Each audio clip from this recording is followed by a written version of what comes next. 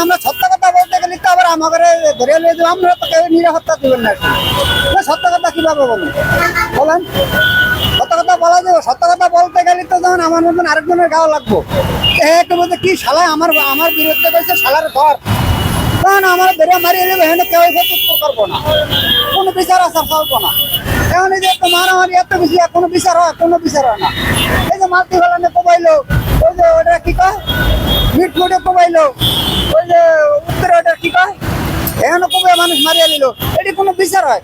মারে এই পর্যন্ত শুনি, কিন্তু বিচার কোনো শুনি না যে হয় এ মারছে, এ অন্যায় করছে, এর অন্যায়ের বিরুদ্ধে এই বিচার হয়েছে, এইটা শুনিনি।